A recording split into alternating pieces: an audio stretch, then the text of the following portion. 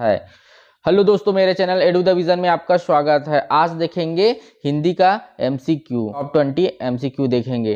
तो पहला क्वेश्चन देखते हैं, भाषा की सबसे छोटी इकाई है तो शब्द, मात्रा, वर्ण और इनमें से कोई नहीं। तो क्या हो जाएगा, इसका सही आंसर हो जाएगा वर्ण। ठीक है, तो वर्ण क्या होता है, भाषा की सबसे छोटी इकाई होती है जिसका टुकड़ा या खंडित नहीं किया जा सकता, जिसका खंड नहीं हो सकता।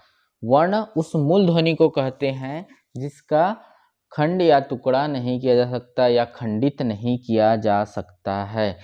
ठीक है, क्वेश्चन नंबर 2 देखते हैं, भाषा की सार्थक लघुत्तम इकाई है। पहला शब्द, दूसरा पद, तीसरा ध्वनि और यहाँ पे चौथा दिया है डी ऑप्शन में है वाक्य। तो इसमें क्या हो जाएगा, भाषा की सार्थक इकाई बोला गया है और पहले क्वेश्चन में क्या बोला गया था, भाषा की सबसे छोटी इकाई। अगर सार्थक इकाई बोला जाएगा तो क्या लेना है आपको, आंसर में शब्द लेना है। भाषा की सबसे छोटी सार्थक इकाई किसको बोला जाता है, भाषा को बोलता है, जिसको लघुत्तम या सार्थक इकाई बोला जाता है। ठीक है, वह होता है शब्द होता है। ठीक है दोस्तों, नेक्स्ट क्वेश्चन देखेंगे, हिंदी वर्णमाला में व्यंजनों की संख्या। तो व्यंजनों की संख्या कितनी है, यहाँ पे ऑप्शन में दिया है 32, बी में दिया है 34, सी में दिया है 33 और डी में दिया है 36। तो इसका सही आंसर हो जाएगा ऑप्शन नंबर सी 33। तो हम देखे थे यहाँ पे स्पर्श व्यंजन कितने देखे थे, 25 होता है। और यहाँ पे अंतस्थ व्यंजन 4 देखेंगे और 4 क्या देखे थे, ऊष्म व्यंजन। तो हम टोटल करेंगे तो ये 33 हो जाता है दोस्तों, आप लोग को पता होगा। ठीक है, से चलिए देखते हैं क्वेश्चन नंबर 4, व्यंजन और स्वर के संयुक्त रूप को क्या कहते हैं। तो क्या कहते हैं इसको, वर्ण, ध्वनि, अक्षर, वाक्य। तो क्या कहेंगे जी, यहाँ पे स्वर और व्यंजन के संयुक्त रूप को क्या बोलेंगे, अक्षर बोलेंगे। ठीक है, अक्षर मीन्स क्या हो जाता है, इसका क्षरण ना हो। क्या हो जाता है, क्षरण ना हो। ठीक है, तो अक्षर में होता है क्षरण ना हो, इसलिए क्या है, स्वर और व्यंजन के संयुक्त रूप को क्या बोलेंगे, अक्षर बोलेंगे। अक्षर वह है, क्या है कि ध्वनि जो होता है उसको व्याकरण रूप में क्या बोलते हैं, अक्षर बोलते हैं। ध्वनि होता है उसको व्याकरण रूप में क्या बोलेंगे, अक्षर बोला जाता है। ठीक है, व्याकरण रूप में अगर लिखते हैं उसको अक्षर बोले। Next question, question number 5, Hindi में ध्वनियाँ कितने प्रकार की होती है। ठीक है, क्वेश्चन नंबर 5 देखेंगे, हिंदी में ध्वनियाँ कितने प्रकार की होती है। ऑप्शन नंबर दिया है 2, 4, 6 और 8। तो इसका सही आंसर हो जाएगा ऑप्शन नंबर ए 2, क्योंकि व्यंजन ध्वनि और स्वर दो ही प्रकार की ध्वनि होती है। ठीक है, सबको पता है, तो ये 2 हो जाएगा। चलिए देखते हैं क्वेश्चन नंबर 6, निम्न में दीर्घ स्वर कौन सा है। तो यहाँ पे 4 ऑप्शन दिया गया है, आ, ओ, ए और ऐ। तो हमको दीर्घ स्वर को आइडेंटिफाई करना है। तो हम जानते हैं कि स्वर को कितने भागों में बांटा गया है, 3 भागों में बांटा गया है, ह्रस्व स्वर, दीर्घ स्वर और संयुक्त स्वर। ठीक है दोस्तों, तो दीर्घ स्वर हमको पता है, दीर्घ स्वर कौन कौन सा आएंगे, दीर्घ स्वर कौन कौन सा आता है, आ, बड़ी ई और ऊ।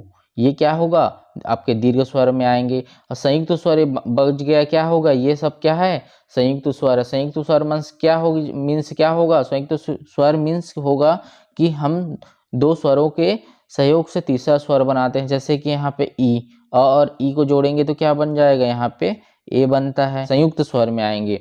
और प्लस अ प्लस ई को, ई से क्या होता है, ए बनता है। तो ये सभी क्या होगा, दीर्घ स्वर आएंगे। तो हमारा ऑप्शन नंबर ए सही हो जाएगा। ठीक है दोस्तों, चलिए देखते हैं प्लुत स्वर कौन सा है। तो प्लुत स्वर इसमें से कौन सा है, यहाँ पे ओम दिया है, ओम दिया है और ओम और जो हलंत वाला ओम। तो हमको हमारा सबसे पहला ऑप्शन हो जाता है प्लुत स्वर, मतलब यहाँ पे 3 गुना समय लगता है हमको बोलने में, वही प्लुत स्वर होगा। और प्लुत स्वर का ही आइडेंटिफाई करने के लिए यहाँ पे हिंदी का जो 3 लिखा रहता है उसको देख के हम पहचान सकते हैं। और प्लुत स्वर का बोलने के लिए जैसे नाटक हो गया, चीखने के लिए, पुकारने के लिए, चिल्लाने के लिए यूज किया जाता है। ठीक है दोस्तों, इतना क्लियर है। तो हम यहाँ पे हिंदी के 3 हैं, उसको देख के आसानी से हम क्या करेंगे, पहचान जाएंगे। तो यहाँ पे पहला ऑप्शन करेक्ट होगा। ठीक है दोस्तों, चलिए चलते हैं नेक्स्ट क्वेश्चन। क्वेश्चन नंबर 8, च छ ज झ इया का उच्चारण कहाँ से होता है? ठीक है, तो ओष्ठ से, दंत से, तालु से, मूर्धा से। तो च वर्ग है, क वर्ग, ट वर्ग, ये सबको बताने के लिए एक फॉर्मूला बताया था आप लोग को, कतामु दंतो वाला, कतामु दंतो। तो ये रामबाण फॉर्मूला है। तो च वर्ग, च वर्ग के बाद क्या होगा? क तामु, ये क वर्ग हो गया, ये च हो गया, मतलब ता से मतलब तालु से होगा। तो ऑप्शन नंबर यहाँ पे सी क्या हो जाएगा? यहाँ पे करेक्ट हो जाएगा। क्वेश्चन नंबर 9 देखेंगे, ए और ए का उच्चारण कहाँ से होता है? ए और ए का उच्चारण पूछा है। तो ए का कहाँ से होता है? जैसे मैं स्वर को बताया था आप लोग को, स्वर को उच्चारण करने के लिए कितने स्थानों से होता है कि 6 स्थानों से होता है, जिसमें दंत का उच्चारण दंत से नहीं होता है। दंत का उच्चारण स्वरों का दंत से उच्चारण नहीं होता है, इतना है। तो एक ए बनाने के लिए क्या होता है? अ और ई ऐसे करते हैं तो क्या होता है? हमारा ए का निर्माण होता है। तो अ कहाँ से बोलते थे? कंठ से, शॉर्ट में लिख रहा हूँ का। ठीक है दोस्तों, और ई का उच्चारण कहाँ से हुआ था? कहाँ से हुआ था जी? तालु से, तालु से। तो कंठ तालु इसका क्या हो जाएगा? कंठ और तालु मिलके ए बनेगा, तो कंठ और तालु इसका क्या हो जाएगा? करेक्ट आंसर हो जाएगा। ठीक है दोस्तों, क्वेश्चन नंबर 10 देखेंगे, उच्चारण स्थान की दृष्टि से हिंदी में अ और आ स्वर कहाँ से बोला जाता है? और आ कतामुदंतो, चाहे स्वर हो चाहे व्यंजन हो, इस फार्मूला को गांठ बांध के रामबाण बना के रख लेना है आप लोग को। ठीक है, तो क और कंठ से, क से कतामु दंतो, कतामु, याद है? दंतो, ये फार्मूला एक्यूरेट है। ठीक है, तो क से कंठ मतलब अ और आ का उच्चारण कहाँ से होगा? कंठ से होगा। ऑप्शन नंबर डी इसका सही आंसर हो जाएगा। ठीक है दोस्तों, क्वेश्चन नंबर 11 देखेंगे, निम्न में कंठ वर्ण है। कंठ वर्ण मतलब क्या है? कंठ से किसको बोलते हैं? तो कंठ वर्ण है, ह के बारे में आपको बताया था, यहाँ पे दिख रहा है। ठीक है, ह के बारे में विशेष आपको क्लास में बताया गया था। तो कहाँ से बोला जाता है? कंठ। और जो विसर्ग होता है वो भी ह का उच्चारण देता है, जो पार्श्व बिंदु अयोग वाह बोलेंगे इसको। तो पार्श्व बिंदु वाला जो अयोग वाह होता है वो भी कंठ से ह का उच्चारण देता है, इसका ध्वनि आता है ह का। ठीक है दोस्तों, और क्या है? ए वाला भी होगा। ठीक है, तो ऑप्शन नंबर क्या हो जाएगा इसका? क्या हो जाएगा?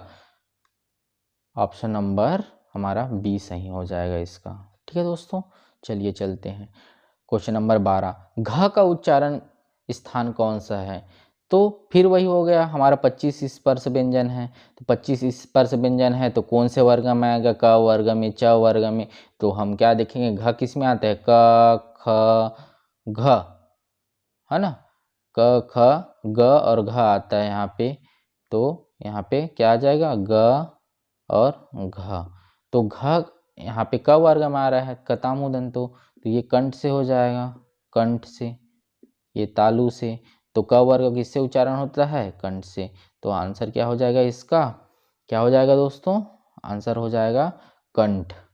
ठीक है, ऑप्शन नंबर बी इसका सही आंसर हो जाएगा। ठीक है दोस्तों, क्वेश्चन नंबर 13, निम्नलिखित व्यंजनों में कौन से व्यंजन का उच्चारण तालु से होता है? अब तालु से इजीली समझ जाओगे, तो कौन सा है? कतामु, क वर्ग, अब 3 ही लिख रहा हूँ, कतामु दंतो। ठीक है, तो यहाँ पे पूछा है तालु, तो त वर्ग, यहाँ पे देखें तालु वाले में कौन सा आता है? क, कंठ में तो क वर्ग आएगा, तालु वाले में च वर्ग आएगा। तो च वर्ग में जो भी क्या होगा, हमारे वर्ण आएंगे वो किससे बोला जाएगा? तालु से। तो कौन सा आएगा? च छ ज झ, तो छ छ आ रहा है, छ छतरी का, तो छ छतरी ऑप्शन नंबर सी सही आंसर हो जाएगा। ठीक है, फॉर्मूला है, ट्रिक है, आपको 100% रिजल्ट देगा इसको यूज करोगे तो। ठीक है, क्वेश्चन नंबर 14, हिंदी की मूर्धन्य ध्वनियाँ है। तो मूर्धन्य ध्वनियाँ मतलब मूर्धा, मूर्धा से बोलने वाला, तो फिर फॉर्मूला वो यूज कर लो, कतामु दंतो, है ना? दंतो, ये वाला फॉर्मूला है। तो इस बार मूर्धा वाला पूछ रहा है, ये वाला। तो ये क वर्ग हो गया या च वर्ग हो गया, तो ट वर्ग मूर्धा से बोला जाता है दोस्तों। 25 हमारा ये स्पर्श व्यंजन है, तो सही आंसर हो जाएगा ऑप्शन नंबर 20 का। ठीक है। क्वेश्चन नंबर 15, निम्न में दंत्य दंत्य वर्ग तो क्या हो जाएगा? दंत्य तामू दंतो, तो यहाँ पे द वर्ग ये वाला हमारा क्या हो जाएगा? वर्ग में जो भी वर्ण आएंगे वो क्या हो जाएगा? दंत्य हो जाएगा। तो ये ट हो गया और ये त वाला वर्ग, तो ये वाला वर्ग हमारा ऑप्शन नंबर डी हमारा सही हो जाएगा। ठीक है। त थ द ध न, ठीक है, तो ये वाला ऑप्शन त वर्ग वाला ऑप्शन हमारा करेक्ट हो जाएगा। क्वेश्चन नंबर 16 देखते हैं। प फ ब भ म, फिर लगा लो आपका लास्ट है, तो ये कौन सा हो जाएगा? हमारा ओष्ठव्य हो जाएगा। तामू दंतो प फ ब भ म, तो 25 स्पर्श व्यंजन को लिखेंगे क वर्ग च वर्ग ट वर्ग त वर्ग ये प वर्ग, तो हम अपना कतामू दंतो वाले फॉर्म में लाएंगे, तो प वर्ग हमारा किस में आता है? दंतो, तो ओष्ठव्य वाले में आएगा। दंतो ओ आ रहा है ना, मीन्स इसको हम ऐसे बनाएंगे, तो ओ वाला आ गया यहाँ पे दंतो, ओ को उच्चारण, तो ओष्ठव्य से इसका करेक्ट आंसर क्या हो जाएगा? क्वेश्चन नंबर 20 का सही आंसर हो जाएगा। ठीक है। नेक्स्ट क्वेश्चन चलते हैं। क्वेश्चन नंबर 17, इनमें से अंतस्थ वर्ण क्या है? अंतस्थ व्यंजन पूछा गया है। य र और ल व, आपको सबको पता है 4 होता है अंतस्थ व्यंजन, तो वह इसका सही आंसर हो जाएगा आपके लिए। ऑप्शन नंबर ए क्या हो जाएगा? सही आंसर हो जाएगा। क्वेश्चन नंबर 18 दिया है। त्र वर्ण किस में लिखा गया? संयुक्त व्यंजन है त्र हमारा, तो त्र किससे किससे निर्माण हुआ है? 2 व्यंजन से निर्माण हुआ है त्र, तो मैं आप लोग को क्लास में बताया था, अंग्रेजी में हमको पहले लिखना है, टी आर लिख लीजिए, तो टी के लिए त और ये हलंत वाला, और आर के लिए र, तो इसका निर्माण होगा त्र का। ठीक है दोस्तों, तो ऐसा ऑप्शन कहाँ पे दिया है? तो ऑप्शन नंबर बी में ऐसा लिखा गया है। तो हमको इंग्लिश में संयुक्त व्यंजन पूछा जाएगा, तो हमको पहले इंग्लिश में लिखना है, उसके बाद इजीली उसको आइडेंटिफाई कर लेंगे, तो ऑप्शन नंबर 20 का सही आंसर होगा। क्वेश्चन नंबर 19, निम्नलिखित में से ऊष्म व्यंजन कौन सा है? तो ऊष्म व्यंजन हमको पता है कौन कौन सा होता है जी। स सलजम का, षटकोण का, सरोते का, और हाँ ये क्या है? ऊष्म व्यंजन होते हैं, जो क्या होता है हमारा, ठीक है, 4 ऊष्म व्यंजन होते हैं, हमको सबको पता है, तो ऑप्शन नंबर इसका ये सही आंसर हो जाएगा। ठीक है। बाकी सब क्लास में मैं एक्सप्लेन कर चुका हूँ, इसलिए उसको ऊष्म व्यंजन कहाँ से बोलते हैं, कैसे बोलते हैं, उसको नहीं कर रहा हूँ। ठीक है। क्वेश्चन नंबर 20 देखेंगे। स्वरों के उच्चारण में लगने वाला समय को कहते हैं मात्रा। ठीक है, मात्रा बोल देंगे मात्रा, तो इसको क्या उच्चारण के आधार पर कितने भागों में बांटा गया है ना? 3 भागों में स्वरों को बांटा गया है। क्या क्या बांटा गया है हमारा? ठीक है, लघु, दीर्घ और प्लुत स्वर, तो ऐसे बांटा गया है। ठीक है दोस्तों, तो ऑप्शन नंबर ए इसका सही करेक्ट आंसर होगा। ठीक है, आज के लिए बस इतना ही। स्थान पर ये सभी क्वेश्चन प्रीवियस एग्जाम में आए हुए क्वेश्चन थे। जय जोहार, जय छत्तीसगढ़। और